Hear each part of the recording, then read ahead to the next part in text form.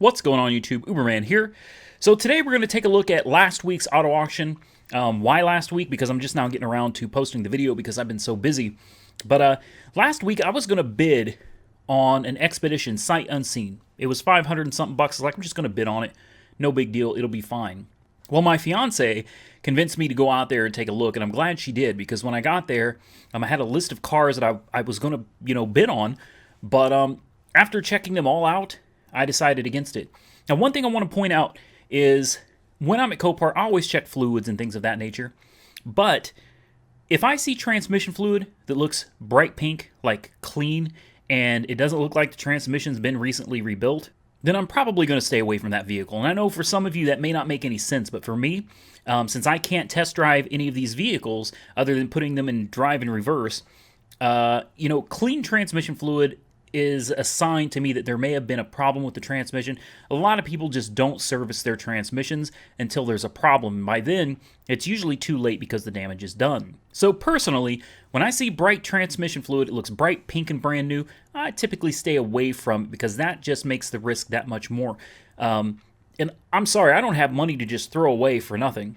That's just the truth. Now, if you've got that kind of disposable income, I would recommend instead of Copart going and doing some scratch-offs, playing the lottery, heck, go to a casino and try your luck there. You'd probably come out better than just randomly bidding on cars at Copart. But regardless, I look for clean fluids, obviously, good coolant and decent-looking oil and power steering fluid, brake fluid, things of that nature. But transmission fluid is the one thing that if it's too clean and the transmission doesn't look rebuilt, I'm going to steer clear from it. I'm glad my fiance got me up out of bed and forced me to go out there to this Copart auction because I probably would have ended up with something that I would have regretted, as you will see right now. Alright, so let me tell you why it's important to look at these Copart cars in person whenever possible. Now this thing is going real cheap. It looks like a really light hit on the front end, at least in the photos that I saw. What it didn't show was the windshield needs replaced. Alright, so there's an extra easy $150, $180. The interior, of course, going to need some serious cleaning. But aside from that, I was going to bid on this sight unseen, and something told me just come look at it. And we've got a busted air intake housing. You got the cover for the core support that's busted, but better than that is down here under this cover, core support is wrinkled. You obviously got a busted bumper. Bumper is toast. Whole bumper's got to be replaced. Hood's got to be replaced. We replace the hood. You should replace the hinges. They normally bend. This core support doesn't just pop out. This core support's actually tack welded right there.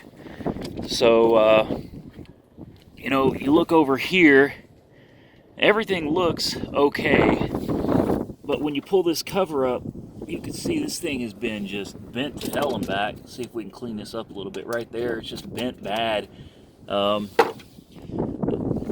thing is, I'm not a big fan of these 5.4 Tritons. They've got notorious problems with head gaskets. You look down in here, there's no water. This thing has no coolant. Now, that could be from a busted radiator, that could be from a pre-existing problem. Like I said, these things are known for head gaskets. But you look under here, and you can see the radiator's a little wet right there. So, at a minimum, a radiator and a bumper and a grill and a core support cover and a hood and hinges and a windshield. This thing, honestly, with the fees that are associated with it, isn't even worth the $574 it's at right now. I wouldn't touch it with my brother's you-know-what. Another great example is this Charger I was looking at. I'm running really late today, and in the pictures, it looks like it's just the bumper cover that's got a problem. When I saw the trunk lid, and I thought, well, that could be from a bent hinge. But this is what they're covering up here. This is just shot. I mean, all the way through the trunk pan. Now, this can be fixed, of course, but I was hopeful, something you just put a bumper cover on. But look at this.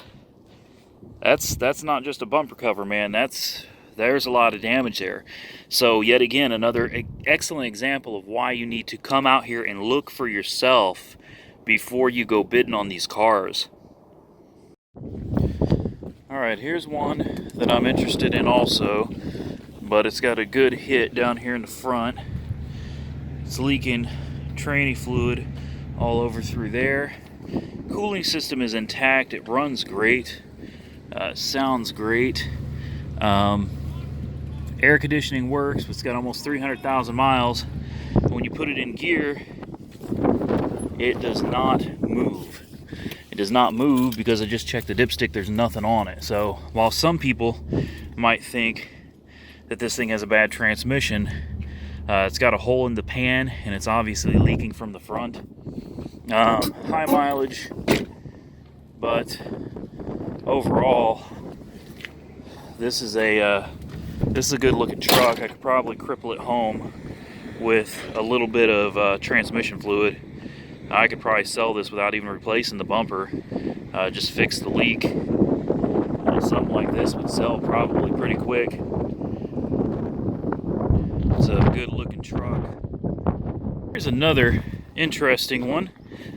This one has a starter sitting in the front floorboard. Now that makes you really wonder. It's got 156,000 miles on it. It's a repossession title, so it's a clear title truck. But it really makes you wonder, right?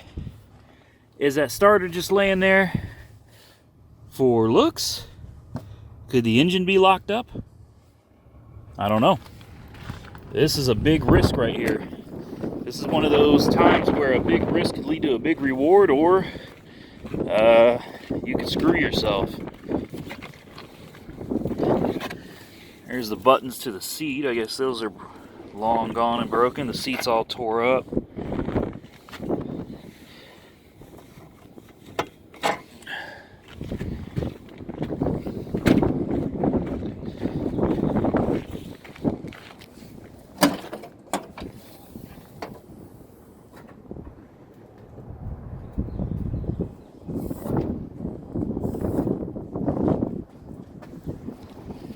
This one's got the 4.7. It's got a battery that don't even fit in the truck.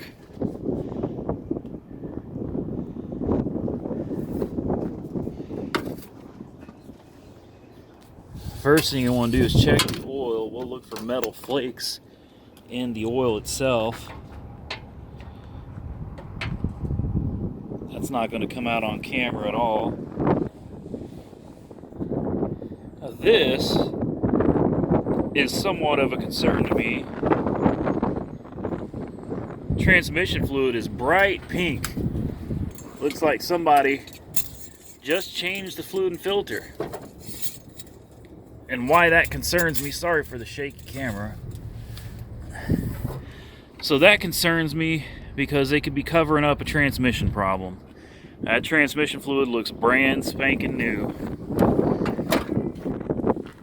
Overall, it's a great looking truck, right? Really nice looking truck. But the tires are all bald.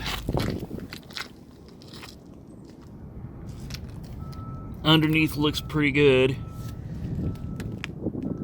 I don't see any major leaks.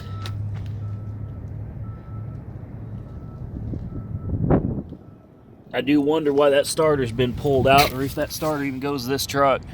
Alright, so there you have it. I know the video was short and there wasn't a lot going on. You know, I was really disappointed when I left the auction because the cars that I was really interested in just didn't look like anything that was going to pan out for me.